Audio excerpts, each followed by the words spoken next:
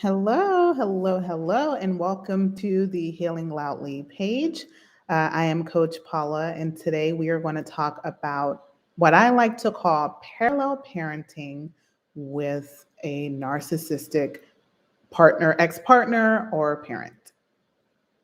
So, if you notice, I actually did not use the term co-parenting because that is not something that is happening when you're parenting with an arc. All right. So there are a few things that you can anticipate and you've probably already experienced if you have separated from that other parent and they have narcissistic personality disorder or some type of emotional, manipulative, abusive behavior patterns. There's something that you've probably already noticed. And the one thing is, there's nothing that you can do right as the parent, right? There is always something that you as the primary caregiver is doing wrong.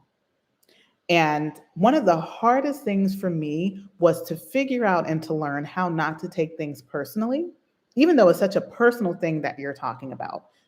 No one wants to hear that they are a bad parent, right? No one wants to hear that all of their efforts, you're the only person waking up in the middle of the night, you're the only person taking off of work to care for a sick child or what have you. And the person who seemingly seems to have a lot of time on their hands will say things like, why are you getting the kid so late? Why is the kid still up? Why does the kid behave this way? Everything comes back on you, right?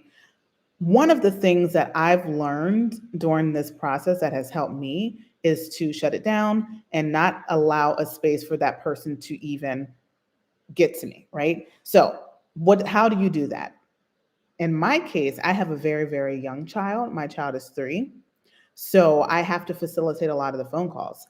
But I've learned that I'm just going to take a step back when there's communication and allow my kid to communicate and not give in to the slander or not give in to any negative things that are being said.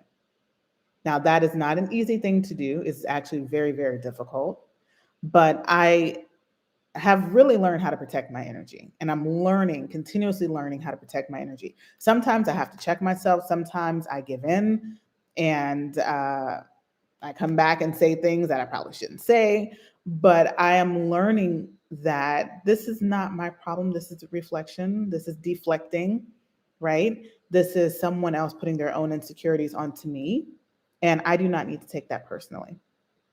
Another tip I want to give is if you have custody orders, if you have guidelines or something in place for how you're parenting, pick up, drop off, follow those to the T. Do not deviate.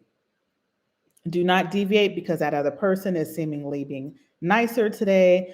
Do not deviate because they're just so inconvenient and it's just one time. I promise you, next time I pick them up on time, just let me pick them up later. Do not deviate if you can. You worked and you probably paid for that piece of paper to make sure that you have an amicable trade off when you're doing pickup drop off, when you're figuring out how to communicate, what days that person, the other parent gets the child. Do not deviate from that. That is the biggest thing that I can share and I can say. And actually, I'm going to adjust my lighting a little bit better. That is one of the biggest pieces of lighting of advice that I can give. Do not deviate. A lot of times that is just a trick and a ploy to see if you're still going to bend and do what they ask you to do, if you're still going to be compromising, if you're going to be forgiving, right? See how much, and sometimes they'll even take that as, oh, you still like me, you still want to be with me, when really you're like, I'm just trying to have an amicable relationship for the sake of the child or the sake of the children. Do not deviate. The third thing is understand that, and I kind of touched on this briefly before. You're always wrong. Any misbehavior, any issues with school, any issues with maybe a haircut. It doesn't matter what it is. It's always going to be problematic, right? They're going to find some flaw, some issue in that. Know that you're doing what you're supposed to do.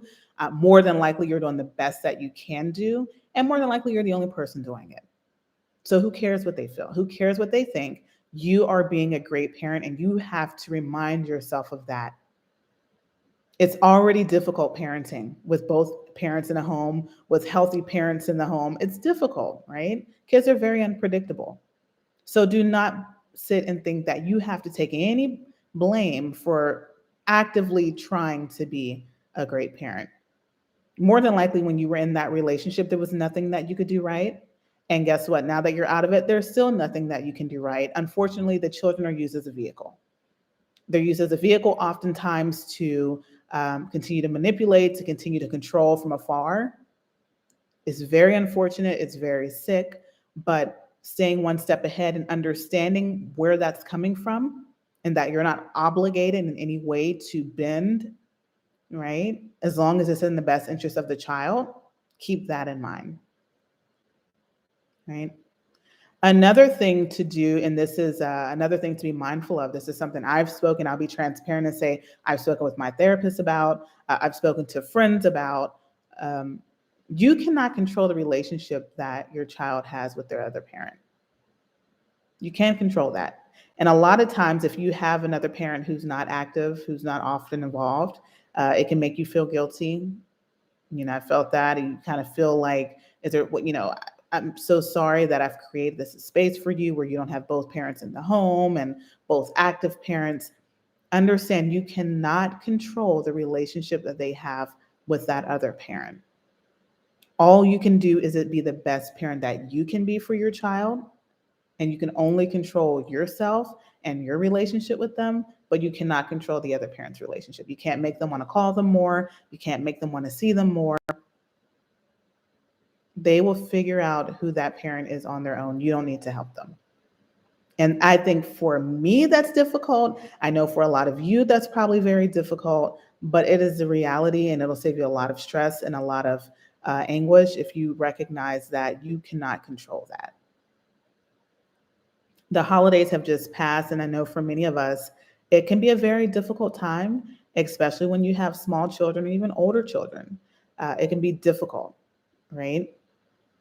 So acknowledging that you are really doing the best that you can do, that you're killing the job, you are the parent that that child is relying on, that that child wants to see happy and healthy and whole, which is oftentimes the reason why you made that decision to move on. And acknowledge that you're doing the best that you can do. Do not let anyone get in the way and make you feel like you're not doing a great job. You are doing an amazing job. So I just wanted to encourage the parents on here who, like myself, have small children or maybe teenage children, and let you know that you are doing an amazing job. And remember to stick to your guns and to set firm boundaries. All right. Have a great rest of your day.